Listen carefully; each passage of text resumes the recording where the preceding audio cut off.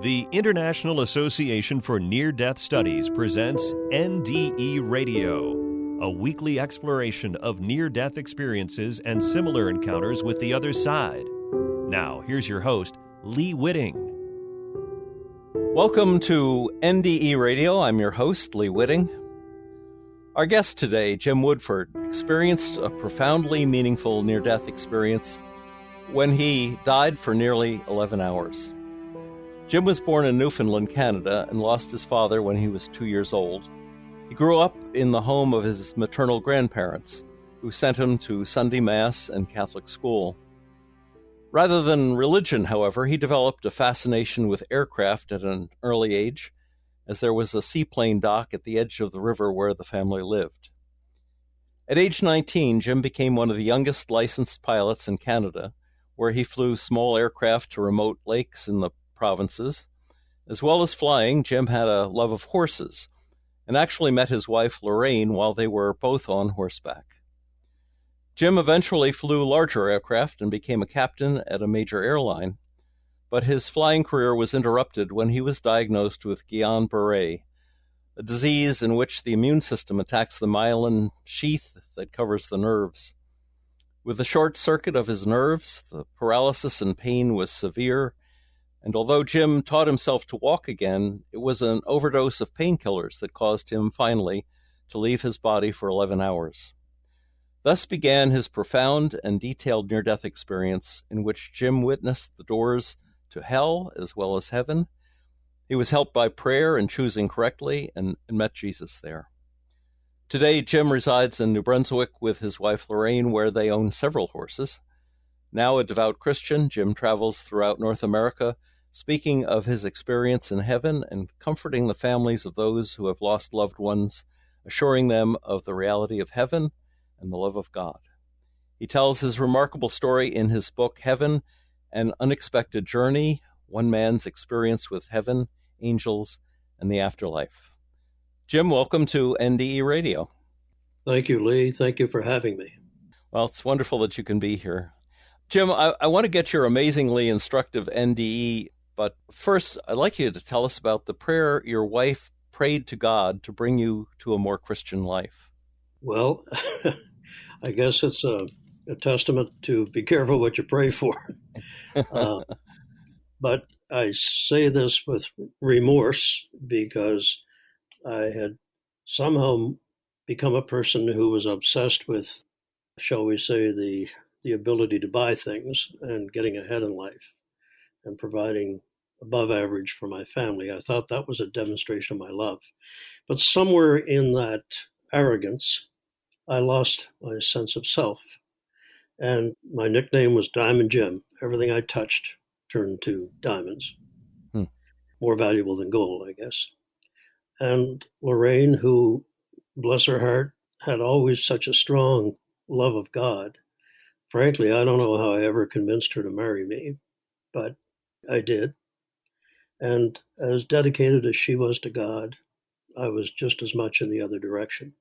And so over the years, and especially when I went through the illness, I became very bitter because I'd lived a life of, as I said, supposed success, but I felt empty. And unknown to me, Lorraine was saying a prayer to God. And the prayer was, God, you have to break him to remake him.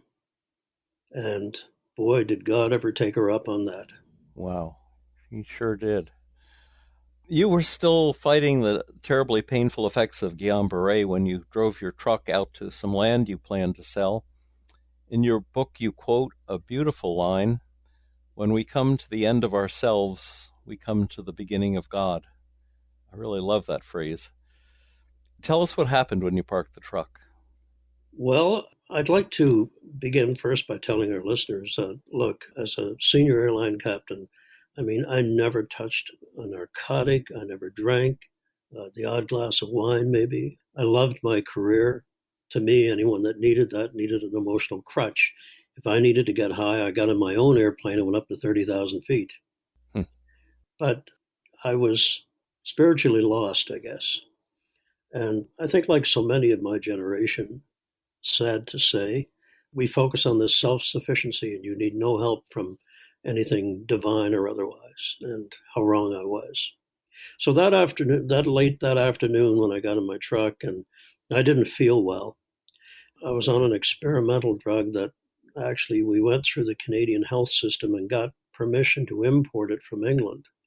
And because there was no known, well, there are no cures that I'm aware of for people with Guillain-Barré. So I was on this experimental drug under a doctor's care. And in fact, it did help quite a bit. But I soon realized that if I took more of it, I had more relief faster. And I guess that's the slippery slope to addiction.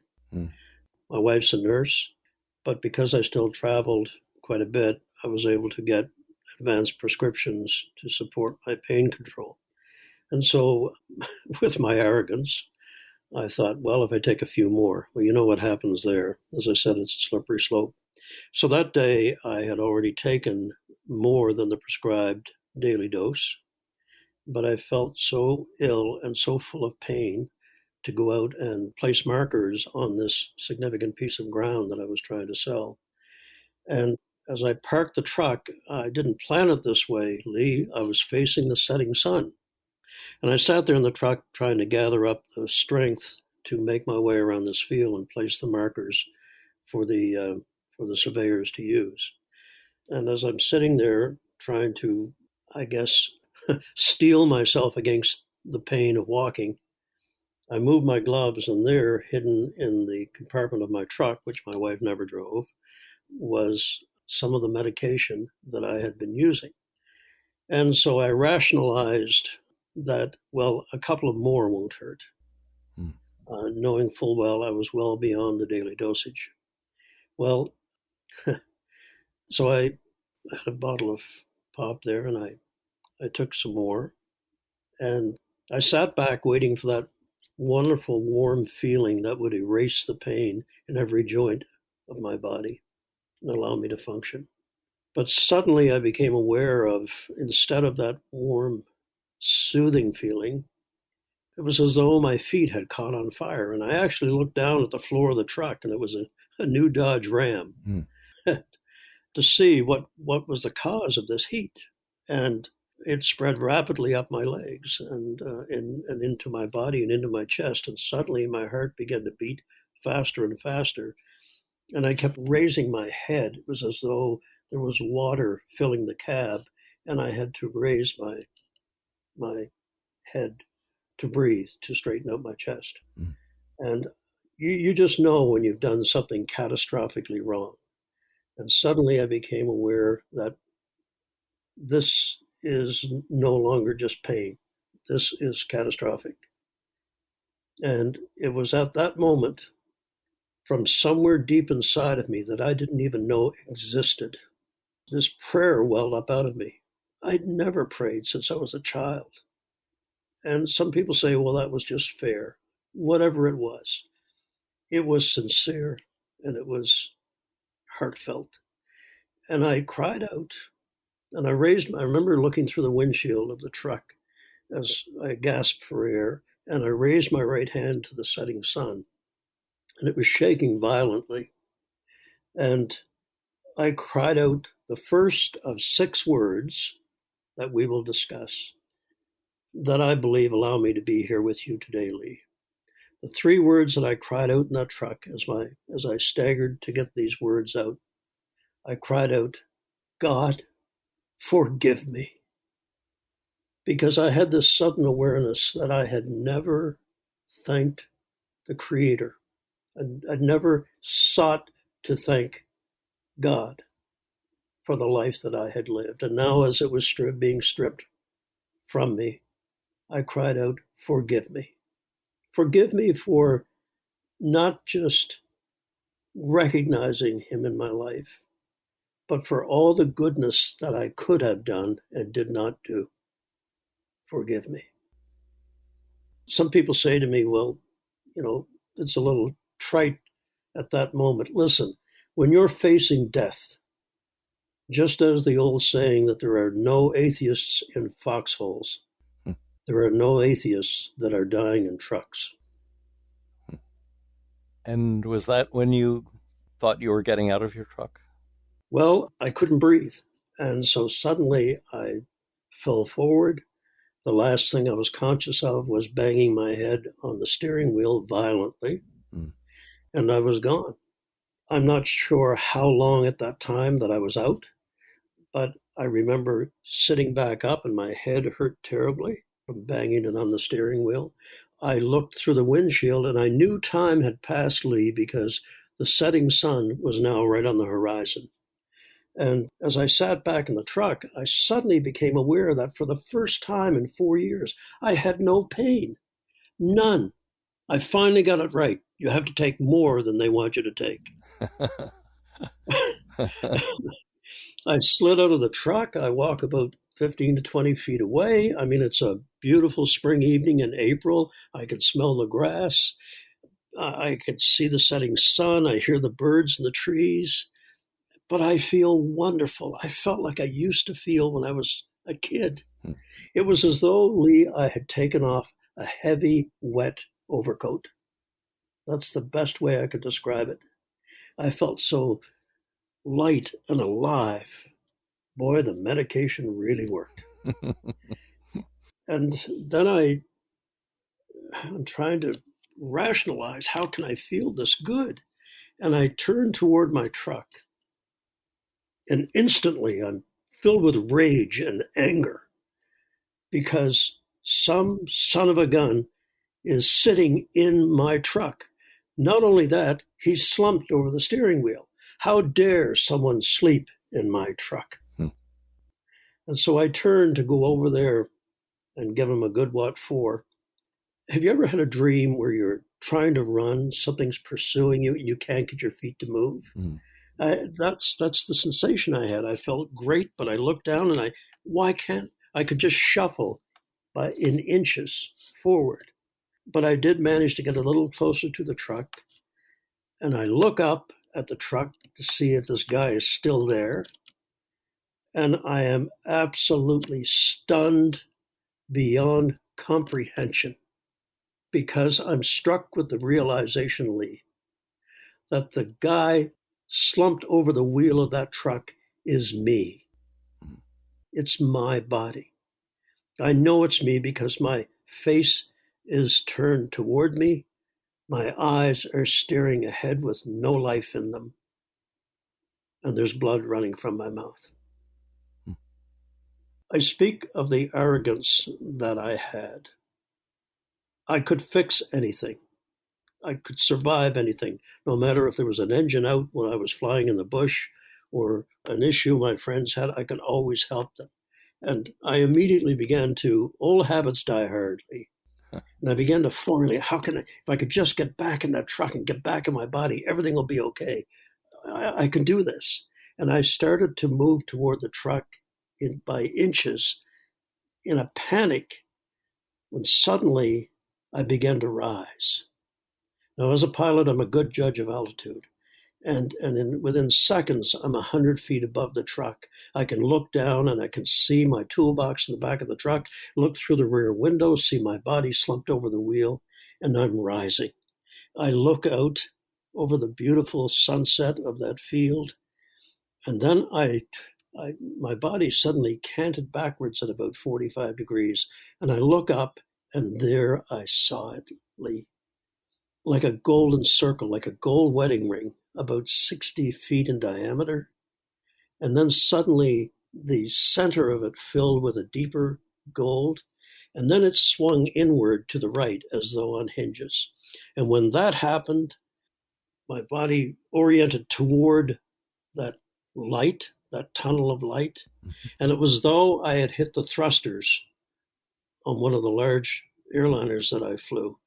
Because the sense of speed and tremendous speed, I went directly into that golden tunnel. The strangest thing was, unlike advancing the throttles on the jet, there was no sound. And although I felt as though I was moving at incredible speed, Mach 1 at least, there was no sound. There was no sense of the wind rushing by. It was just silence. But within that tunnel, it was definitely a tunnel. The inside was filled with what looked like golden cloud forming this circle, and I was in the center of it. And I'll never forget this. I was trying to describe how fast I was going at a church in Baltimore one night. And there was a young guy sitting in the front pew, and he said, "It sounds like warp speed to me." Because, he was right, because I was trying to describe, Lee, how the stars streamed by me. Mm. They were streaming by me, just streaks. And that's a perfect analogy that young man had. It was warp speed or Godspeed. So you saw stars streaming by me. It was as though I was. Wow. It was as though. How do I describe something that felt like forever but happened in an instant? There are no words to describe that. But I was conscious of tremendous speed and silence. But very quickly, I could see that the tunnel was narrowing. And at the end of this tunnel, there was a bright light, even brighter than the interior of that tunnel. And then I began to decelerate, and I came upright, and I find myself facing, I still don't know whether to call it a door, a portal, an entrance. It was covered in mist. But I knew I had no choice but to step through that mist, because I sensed over my shoulder the tunnel was closing behind me. And so, as you would stepping into a room and you have no idea what's inside of it because of the mist, I cautiously put my right foot inside, and it went down about 4 inches, and I felt something solid. So I then brought my other leg through. The mist covered me. The portal closed silently, and I looked down at my feet, and I cannot believe what I'm seeing, because I'm standing on the most incredibly beautiful green grass I have ever seen. Not only that, as I gently move my feet, light ripples through every blade of the grass.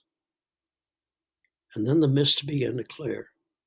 And I look up, and I'm again stunned beyond belief, because to my right, there is this magnificent vista of rolling fields and pastures, and flowers in colors that don't exist on Earth.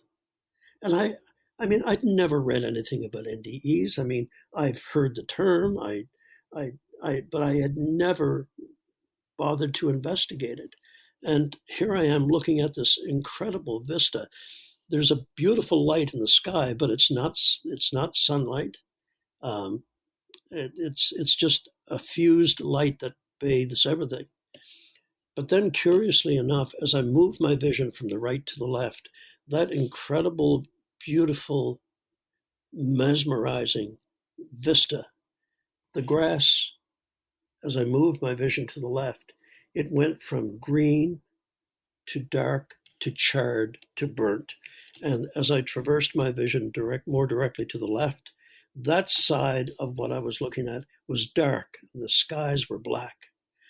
And I realized, how can this be? This is the same, this can't be a weather system this close together. So I was so taken by it, scared by it. And yet I've always been a technical person. I needed to understand how this could be. Most pilots are technical. I needed to know what this is. So I took a few steps, and now I could walk normally to the left, and I walk over, and there's a chasm or an abyss. And I look down, and what I see, Lee, is the walls of this chasm are shiny, like black coal, like anthracite. But at the very bottom of this, I can see a dim red light, like a flickering campfire you would see in a distant forest. And I'm stunned, because this is so different. And do I have time to talk about what I saw? Oh, absolutely. This is so theologically significant and so unusual for an NDE. This is a very important part of your story.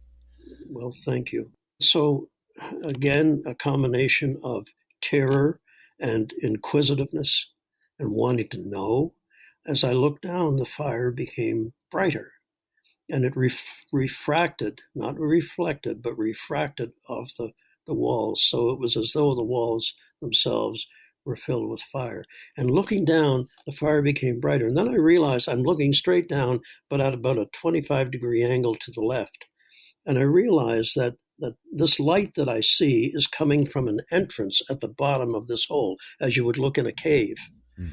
And as I'm watching, I saw the fire grow brighter, and then, to my absolute amazement, this abomination would be the correct word, this strange creature, and it was large, emerged from this side entrance. Mm. And I could hear the creaking of massive iron doors that had not been opened for a long time. And this creature was coming through them. And to describe it, imagine something about 60 feet tall with a body that seemed to be encased in fire. It was enormous. It was like a large, overweight creature with a body built of fire. And the head on it was hunched down between its shoulders, and it seemed to be looking for something around the bottom of this pit. And I guess people say, why didn't you run? Listen, I was transfixed. I had never in my wildest dreams ever thought I'd have to look at something so horrendous. Hollywood could never duplicate what I saw. And as I'm looking down, transfixed by this creature, suddenly it turned as though it sensed I was looking at it. And it turned its squat neck on its hunched back and looked up toward me. Lee, the look of absolute hatred it had in its eyes for me, for all mankind, was unmistakable. And it seemed to be focused. It was as though it had been waiting. And then, to my dismay, it reached up with one claw-like hand and grabbed the side. And I was amazed at, despite its size, at its agility. It moved very quickly. Now, keep in mind, this is a body that's on fire, and it's huge. And as it came up toward me, I remember hearing something. I heard screaming. And Lee, here's the scary thing. It wasn't a creature that was screaming. The screams were coming from its body, but it was as though it had consumed souls, and those souls were screaming out for help. And now it was coming for me. Mm. And as I said, it moved with such agility and speed for its size. It reared up out of the pit, and I fell backwards and scrambled backwards on my elbows and my back because it stood over me. I will never forget what this thing looked like. But you know what I remember most? The sound of the saliva dropping from its jaws and splashing on the ground. Now, I know this sounds like a cheap horror movie, but this is what I saw. Mm-hmm. This is what I saw. Was there a smell along with the sound that you heard? Thank you for reminding me of that. I'm trying to stay within the time confines. But yes, as it was coming up out of the pit, there was a stench, an odor of death and decay, a smell that you would associate with a grave. And you know what it was? It was the smell of despair. The smell of despair. And all of that combined just terrified me. I think in your book you also said there were whispers out of the darkness calling your name, calling you personally. Yikes. Yeah. And when it was about 2/3 of the way up, I began to hear my name being called. My name, Lee. This creature knew me. I mean, I may not have been a great man, but I wasn't a bad man. What did I do to deserve this? And this creature was calling to me. And it was, Jim, we are here for you. come to us. And over, and it had this strange enchantment to it. It was trying to draw me toward it. And I really believe to this day that had I stared into its eyes for 10 more seconds, I would have been snatched. But as I said, I'd fallen on my back and I was scrambling to get away from it. And then I just got up and turned my back to it, and I could feel its breath on me, its breath that was a stench. I could hear the saliva, and I just hunched my shoulders together, trying not to acknowledge its presence. And then, remember at the beginning of this, I said there are 6 words. The first 3 I cried out of my truck: God, forgive me. And now me who had never prayed, I lifted my hands to the beautiful fields to my right, and I cried out, God, help me, help me, help me. And, I think that's the primary message of this event, is that it is never too late to cry out to God, no matter what the life you've lived.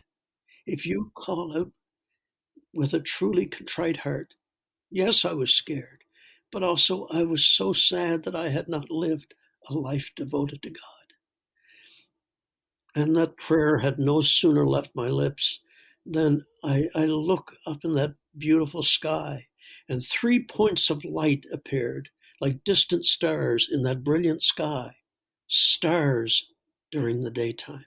And they came from different points, one at about 270, another one from about 90 degrees, another one maybe 45 degrees, and they were all converging to a central point.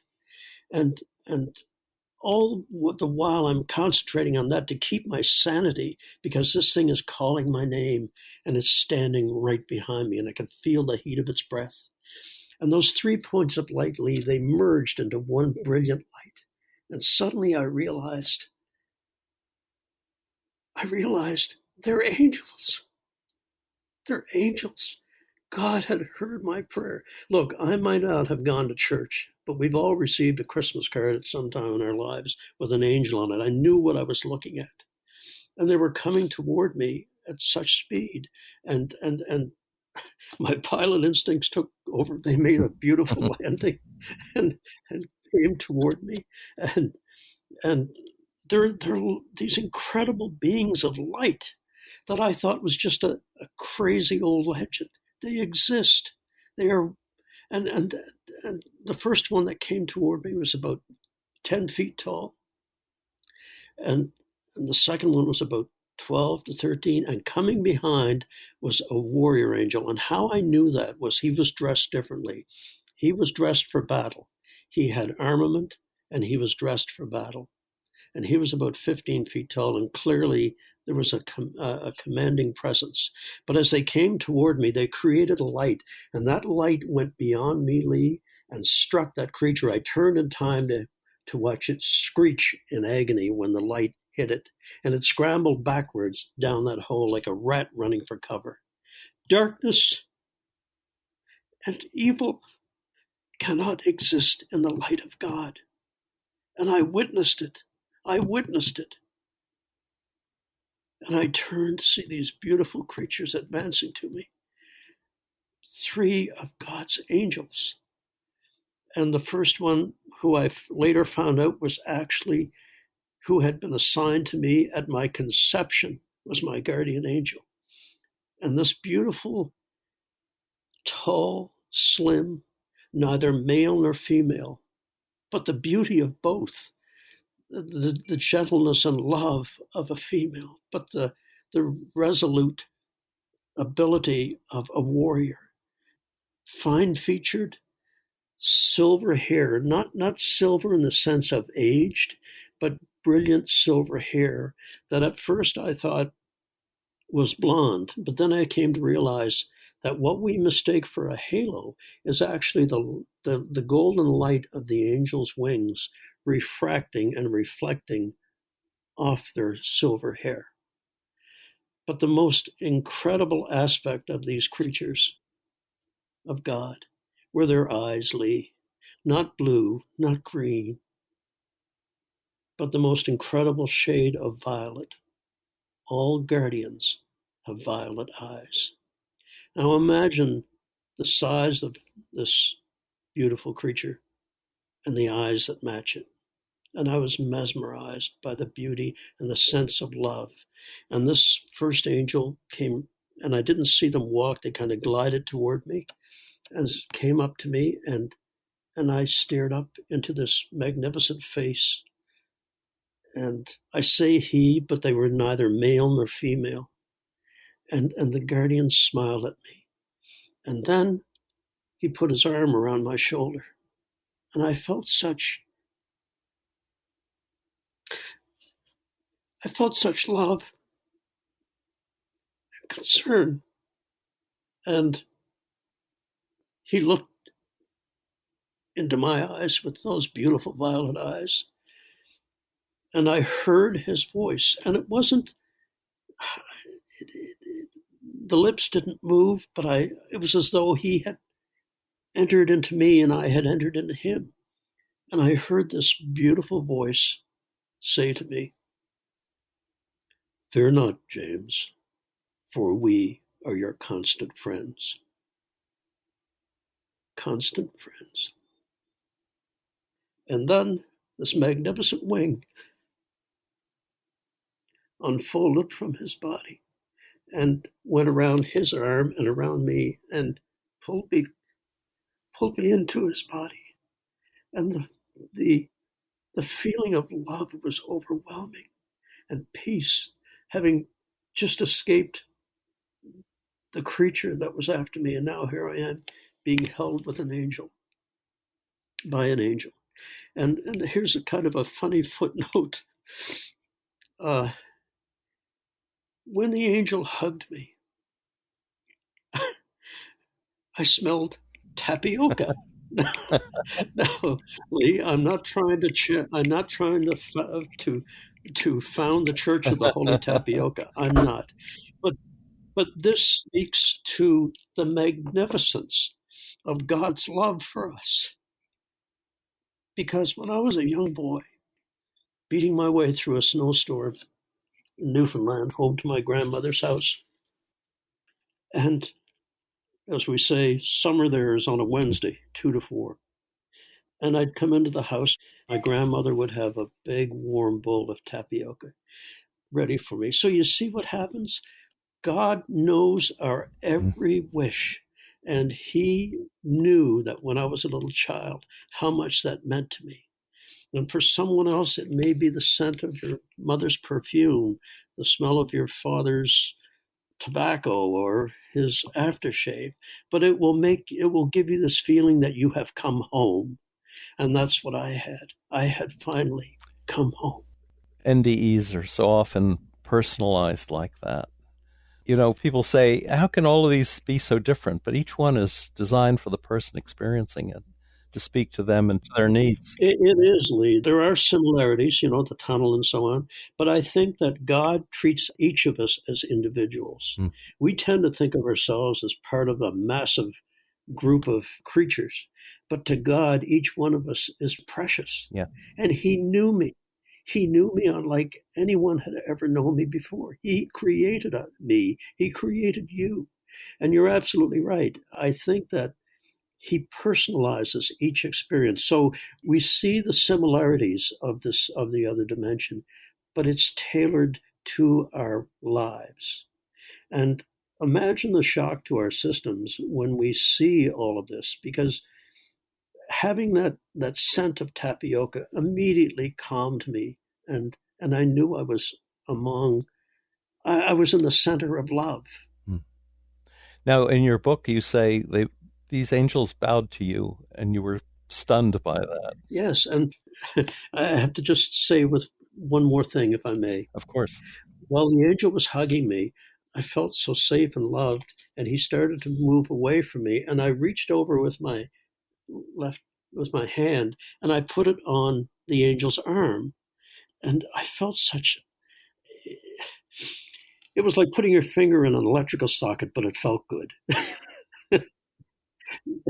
This wonderful feeling went through me, and it was just a wonderful feeling of intensity. And I remember it to this day. When I put my hand on the arm of the angel, and I felt, oh gosh, I shouldn't have done that. So I went to take my hand away. And when I did, Lee, the most amazing thing happened. The light of the angel's body clung to my hand till I got it about 10 inches, 6 to 10 inches away. And then it let go and went back into the angel's arms. And that's why I have a chapter in the book that talks about the sticky love of God. Yes. Which I thought was a great image. Yeah, I have many pastors that tell me that they've never heard that term before. Anyway, so getting to your question about the angels bowing to me, they were so polite, and it wasn't a stilted politeness. It was more of a Victorian style of politeness, So they each bowed to me in turn as the angel opened his arm and his wing. And they bowed deeply to me. It wasn't just an acknowledgement of my presence. And I found out later from my guardian that I questioned, why did all of you bow to me? Because I felt it should have been the reverse. I should have been bowing to them. And his answer stunned me, Lee. He said, James, do you not know that when we look at humanity, we see the light of our master in each of you? Wow. So it's hard to imagine that this divine being that can cross eons of oceans of dimensions, and yet they bow to us, they honor us. And I feel it should be just the reverse of that. And then you were walking with them, I guess. Yes, and the second angel, who had a tablet and was not an iPad, but some sort of scroll that he wrote on, he pulled his arm back, and then I heard his voice, and he said, James, would you walk with us? And so I turned, and this beautiful path appeared through this vista of flowers, and we began our walk through paradise. And it was wonderful. Let me just speak for a moment to the communication. I discovered something immediately. My vision had become 360. Without turning my head, I could see everything in front of me, beside me, and behind me. And it may sound confusing. It wasn't. It was as though I had always seen this way. But the effect is overwhelming. And it's like a 360-degree IMAX theater. And as we walked, I asked questions. I've always been inquisitive. And as I said earlier in the broadcast, I always had this desire to learn. And I think that's what made me a good pilot, was I was interested in how things worked. And so I was free to ask them numerous questions, too many to go into here, but I talk about some of them in the book and in the book to come. And it was just astounding to hear their answers. And I became so comfortable with them. I said to the first guardian that had identified himself as my guardian, I said, may I ask your name? And he said something really different. He kind of looked away in a shy way. And I said, I'm sorry, I didn't mean to offend you. He said, no, I take no offense, but we are shy about sharing our names. And I said, why would you be shy with your name? And he said, James, as you know, when our Master Jesus walked the earth, when he cast out a demon, he always asked the demon's name. Knowing someone's name gives you power. But I shall tell you my name. And he did. And it was one of the most precious things that happened to me. Was this your guardian angel that gave? This was my guardian angel, yes. So that's a powerful gift to give you, because you can call on him now easily. And that's what it is, Lee. It's a gift. And, I know that this is the age of YouTube and people make fantastic claims. The difference with mine is I've seen my own death certificate. I've talked to the doctors who said you had no brain sign. You weren't dreaming this. Mm. You weren't imagining this. It would show up. You were deceased. We told your wife there was no point. We would keep you on the machines until your children arrived to say goodbye. But to us, you had already gone. I don't say that to indicate that some other person hasn't, that may not have the proof that I have, that we shouldn't believe them. But sadly, there are people that aren't telling the truth. I don't do this for anything other than trying to help people deal with the loss of a loved one or the loss of what's coming. What people have to realize is all of you within the sound of my voice and Lee's are dying of a terminal illness. It's called mortality. As you're walking along, to bring you back to heaven, you describe it as features like Earth's features, but I guess incredibly enhanced, mountains and streams and trees and flora. And you mentioned also that the flowers are translucent and describe them like stained glass. Tell us a little about that. Well, as we walked along, I was asking questions and looking at this incredible countryside. I mean, I've been in 52 countries as a pilot, but this was different. And the flowers, many of similar to what we have here, but so many different flowers that I'd never seen before. And I've spent a lot of time in Africa and in South America and, in the South Pacific, but nothing to compare with this. And as we were walking along, I became aware that there were colors that I could not describe and still can't describe because we don't have them in the palette of colors that we have on Earth. They are different. But I was transfixed by one particular group of flowers, and I asked if we could stop. And I knelt down to look at them because I realized that these incredibly beautiful flowers were translucent. And so each petal was different than the petal underneath. And so they all combined to create a color that doesn't exist on Earth. And while I'm down there, Lee, I become aware of the most amazing fragrance. And I just kept wanting to immerse myself in this fragrance. And I turned and looked, and by this time, my guardian had knelt beside me on one knee, and he was smiling because he could see how transfixed I was. And I said, "They smell so wonderful." And he said something in return I will never forget. He said, "Yes, James, that is the scent of sanctity. For these flowers are God's discarded thoughts." Ooh, nice. Think about that. Wow. Think about that.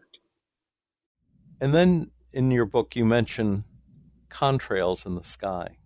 Yes, we were having this, I guess, leisurely stroll through paradise, and they were showing me the brooks, all of which seemed to be filled with, the water flowed like liquid crystal, similar to a fast-moving stream we'd see here, but so much more. And the pebbles in the bottom of the brook were gold color, and so it gave this incredible light coming up from this.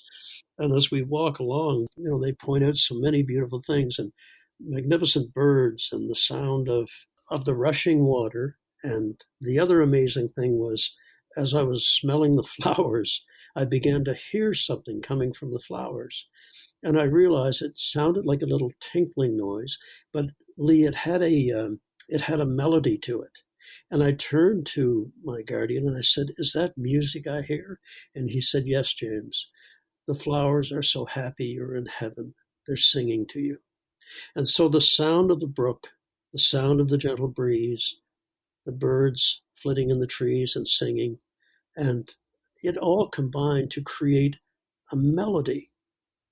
And if I looked carefully enough with my enhanced vision, that sound rose in kind of a pink haze, not an obtrusive haze, but a pink haze, and it floated off toward a distant light on the horizon, which they explained to me was the throne room of God. So all the sounds of heaven combine into a hymn of praise. And didn't they describe the contrails as prayers specifically for you? Yes. So we walk along and we come to this split rail fence, much as you'd see on any horse farm in America or Oh, Canada. yes, this is so important. And we walk up to the fence, and again, just as God knew that I had a love of tapioca, he knew my love of horses.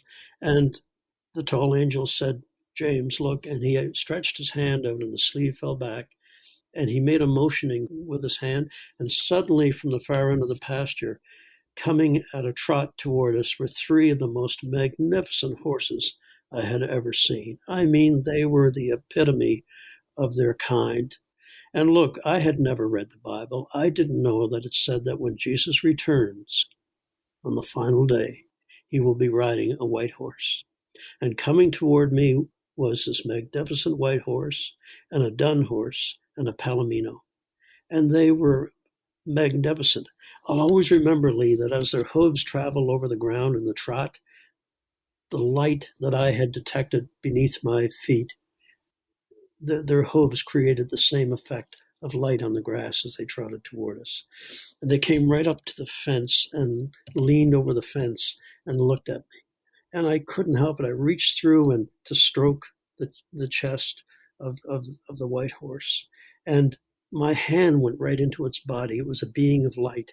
And just as had happened with the guardian angel, when I withdrew my hand, the light, the sticky love of God clung to my hand. And I stood there looking into the incredible eyes of these magnificent creatures. Beauty without vanity, nobility, everything good, Yeah. standing in front of me. And so I'm amazed. And then I look up into the sky. And this is a sky with no sun in it. As a pilot, I looked for some way to orient myself. So I was trying to find the sun. Am I southwest? Am I northeast? There is no sun. Everything is lit by the light of God. There's no sun, there's no moon, no stars. But what I do see in that beautiful, translucent, heavenly sky were these six columns, rather, of silver going up in the sky, and like contrails, and that you see behind a jet on Earth. And I turned to my guardian and I said, are those contrails? Now, in my mind, I knew that I don't think there's an airline that flies to heaven. And if there is, I want the job. But I'm looking and I'm stunned because there are six contrails arcing right above me in the horse pasture. And I said to the guardian, what are those? And he said something that was, again, beyond my imagination. He said, James, those are the prayers of your family for your soul. And I found out much later when I had come back and we were comparing what I had seen and what my wife had called her sisters and one of their sons. And they gathered in our kitchen, arms around each other, formed a prayer circle, 6 of them. And they prayed that if it be the will of Jesus, that he send Jim back. And so what I was witnessing were the prayers from my family for me. Jim, in the few minutes we have left, I wonder if you could spend a couple minutes describing the city of heaven and then, of course, your encounter with Jesus. Yes, I turned from the horses and they gently guided me. And then again, one of them said, James, look, and he made a motion with his hand. And instead of the flowers, I was looking at this large, like a reflecting pool, but it wasn't water. He made another movement and it seemed to rise. And then he said, touch my cloak.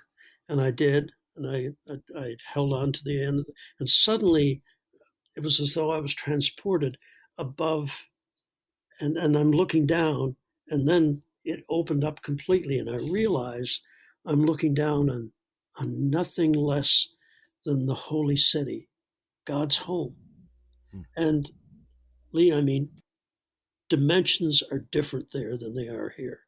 And it was immense in its scope, delightful in its beauty, and magnificent in its orderly look. And I'm looking down on heaven. Now, there's something that needs to be explained here. People say to me, "Didn't you see your family that you loved?" No, I did not. You see, I didn't know I wasn't staying. I didn't know I was going to be refused. And once you go through the gates of heaven, you never come back. And that's what I'm hoping for the next time. But what they did do was hold me above the city and allow me to look at it, much as you would a see-through, a flyby video. And it was very familiar to me because I'm used to looking at the ground from altitude. And so with my hand firmly, by this time, held by the guardian, I'm able to look down on the holy city and at the same time be able to ask questions and get immediate answers of what I was looking at. So I was able to see not only the beauty of heaven from all angles, but the halls of knowledge, the halls of learning, the hall of records, even the hall of healing. And I questioned why in heaven, where we are completely restored, would you need a hall of healing? And he explained to me that is because many of mankind die in tragic, immediate circumstances, and they need a period of grace, is what he called, in this beautiful place where it's explained to them what happened to them and why they are there.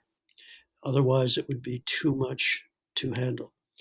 And to look down on these vistas of gardens and so on. And I was able to see, Lee, these beings of light. They were clearly had a form. They had hands and they had feet. They moved, but they each seemed to be cloaked in light. And yet the more you looked at them, the more visual they became in sense of their features and so on.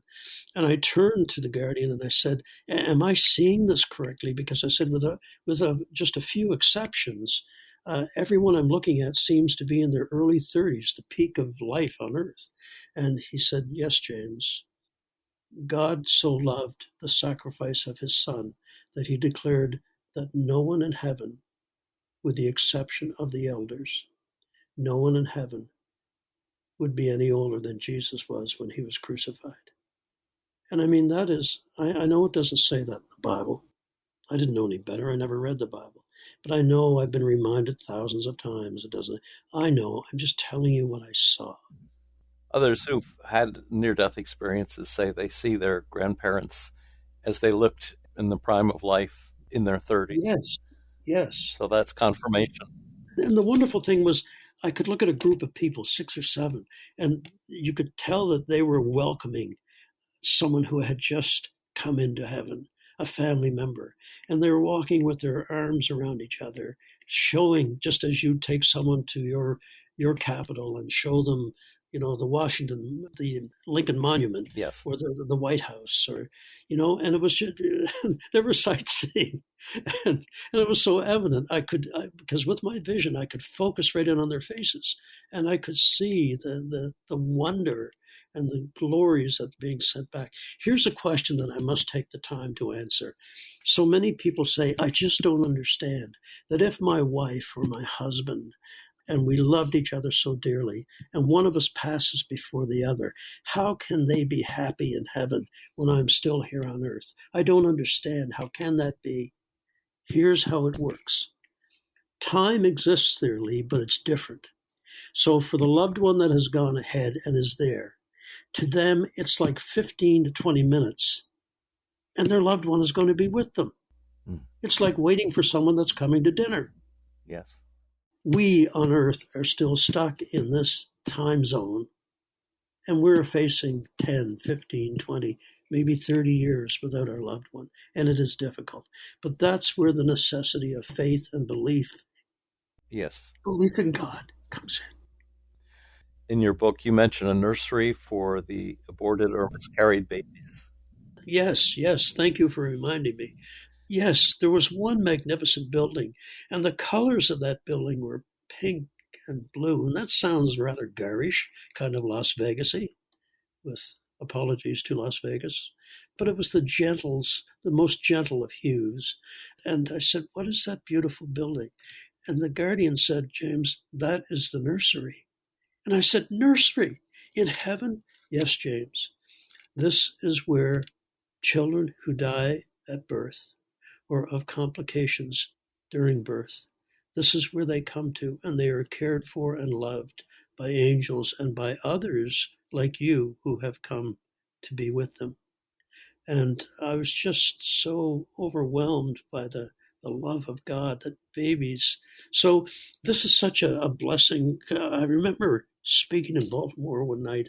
This lady started to cry because she had lost her baby girl just 2 weeks before, and she was desperate to know where she might be.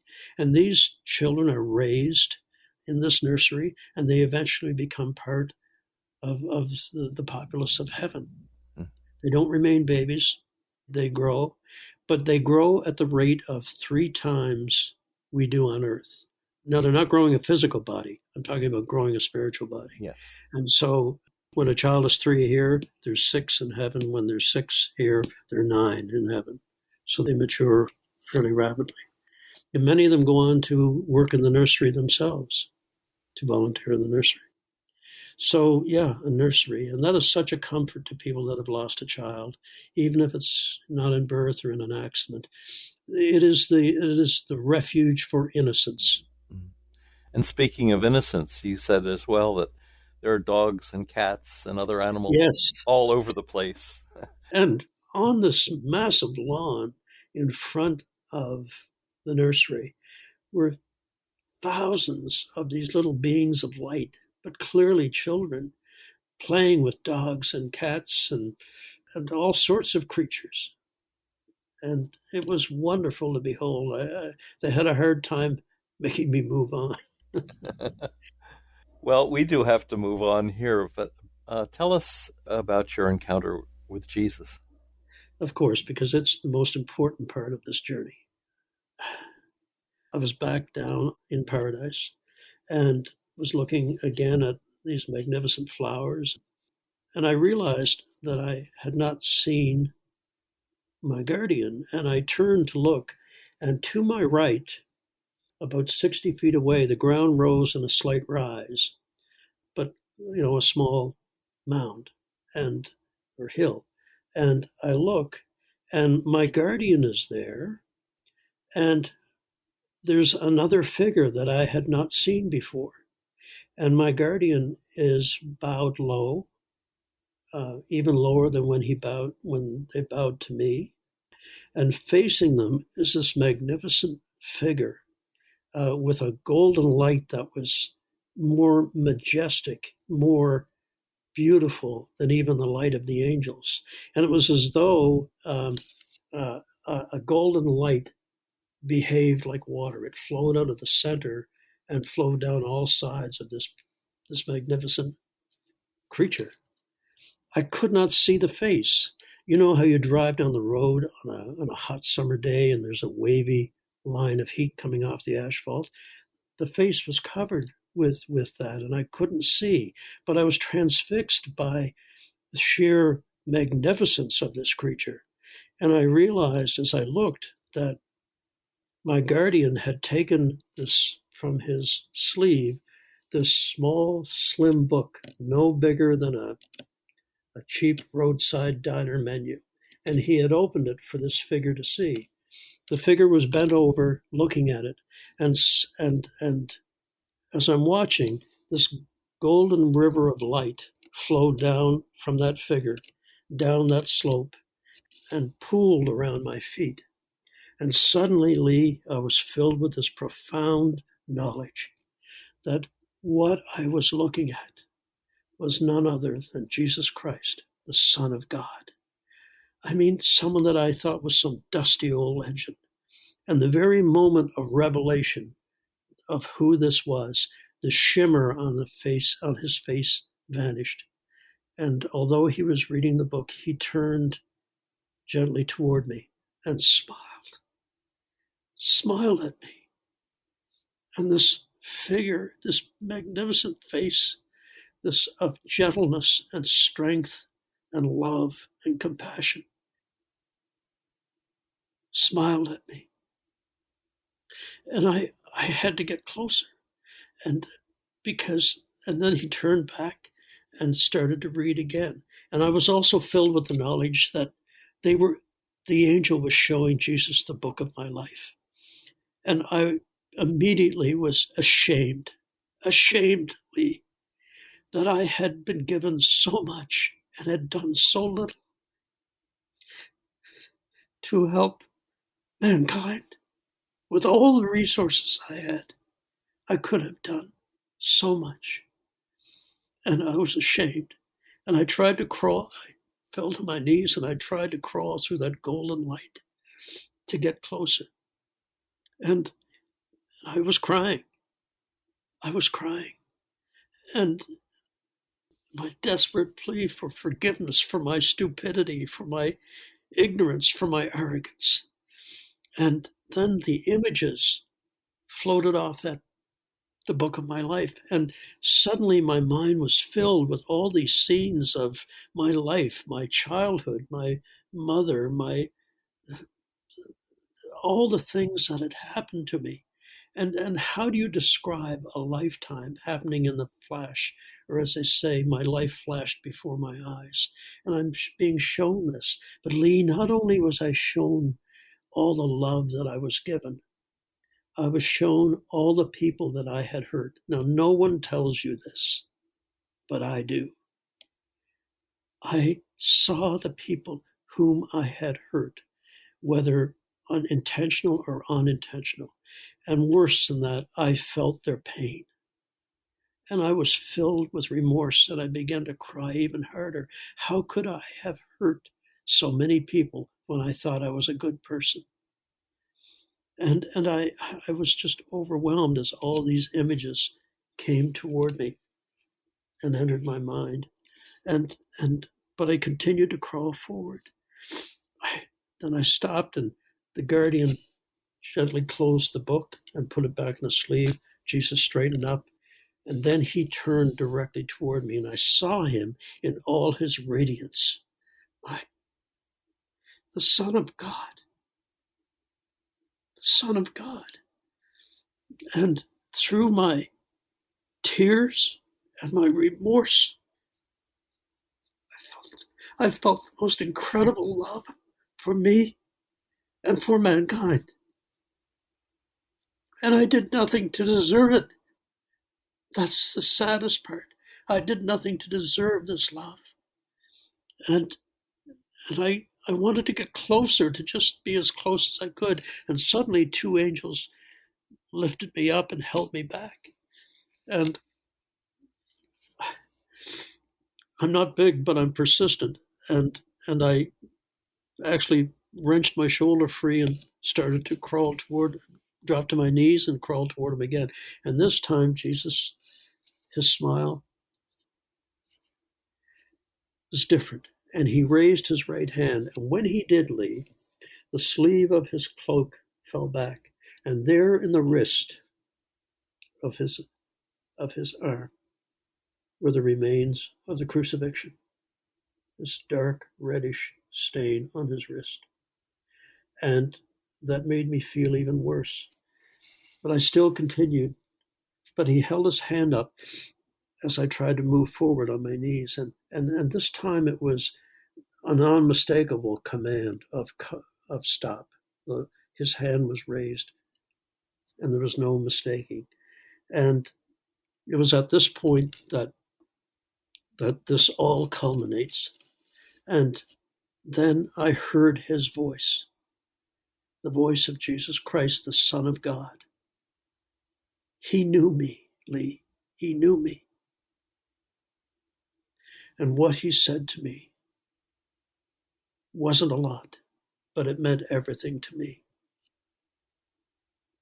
And then I heard but the difference was with the angels, their lips, there was no motion of speaking.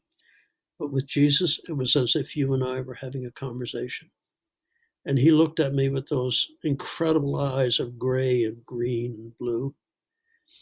And with his hand still in the upright position, This is what he said.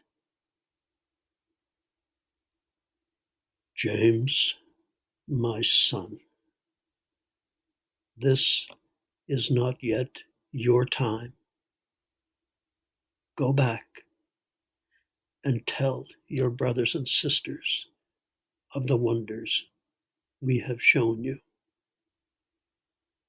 And then his hand descended and closed, his right hand, and closed over the left. And then the full impact of what he had said struck me, that I was not being allowed to stay, that I had to go back. And I began to plead, I began to beg, I began to cry, please, please don't send me back, please. This is what I have searched for all my life. Please don't make me go, please. And then I said, which I can hardly believe, I said, please, Jesus, let me stay. I won't be any trouble. Can you imagine saying that to the Son of God? It seemed to make him smile even more. And suddenly, two angels appeared, and they picked me up bodily and turned me around and started to walk rather briskly down the path with me. And I kept crying, please let me stay. And I wrenched my head around to plead one more time and looked back. And when I did, Jesus was gone. But standing in the exact place where Jesus had stood was the most magnificent warrior angel, massive in size. And all of a sudden, he began to unfurl his wings. Imagine a creature 15 to 20 feet tall with a wingspan of 24 feet, 12 on each side. And then the wings grew in size, and he glowed like the sun. And clearly what he was telling me was the way forward for me was not open at this time. And suddenly I'm in a dark tunnel. It's not a tunnel of light. It's wet and it's cold. And I shouldn't say this, so I'll apologize. Lee, I felt as though I was flushed. There was a sound of running water. And I know that's an ignominious end to a wonderful experience, but I guess it was at that point that I came out at the other end, screaming at the top of my lungs around. I was intubated, wires and hoses coming out of me everywhere because I'd had complete renal failure. And my wife tells me that the nurse came running in, and she was in the quiet room with her sisters, planning funeral arrangements and waiting for our children to arrive. And they said, Mrs. Woodford, come quick. And she ran in from the quiet room to the gurney I was on. And she said, your eyes were extended. Your eyes were like saucers. And you're trying to talk to me, and you can't speak because you can only gurgle because of the tube. And eventually they got the tube out, and she climbed up beside me on the gurney, and I looked into her pretty face, and she said, you're alive. And of all the things, Lee, I could have said to my beautiful wife, I said to her, Lorraine, I saw Jesus, and Jesus has horses.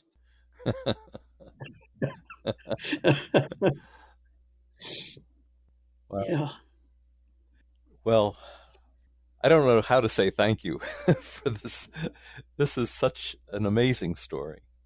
And I have to tell our audience that your book, which is a lovely book, and I would encourage them all to get it, of about 200 pages, was edited down from about 600 pages in your original writing, and that you're working on a second volume. And I hope to have you back when that's completed so that we can talk about this again. Well, thank you, Lee. And the real blessing for me is it enables us to help ministries with the proceeds from this book where and when we can, and to help the poor, to help orphanages. Yes. Because I never wanted to be seen as one of these people that is relating this because I wanted to make money from a book. That was never the intention, and they had to talk long and hard to convince me to do this. But it's been such a blessing, especially to those who are in hospice, both for the families who are watching a loved one pass and listen, since the beginning of time, man has feared the darkness and what lies beyond. Mm-hmm. And I, for some reason known only to God, was privileged to see it. Well, you've been very blessed, and the pain that was inflicted to bring you back to sanity, I guess you'd have to thank your wife for her prayer. There's a side miracle to all this, Lee. I died in pain. I have the markers of Guillain-Barré in my blood work, and I have no symptoms. None. Another miracle. Truly. Thank you so much, Jim, for sharing your incredible experiences during your 11-hour near-death experience.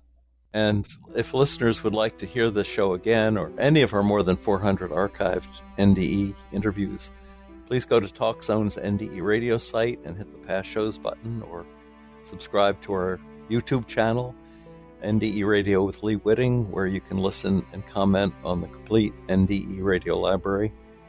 And for something completely different, be sure to like, follow, and share our new NDE Radio Facebook page, and discover our Facebook group and links to our YouTube channel while you're there. Just search NDE Radio with Lee Witting on your Facebook app with your desktop or mobile device. And listen again next Monday, 11 a.m. Eastern, at TalkZone for more NDE Radio. I'm your host, Lee Witting, saying thanks for listening.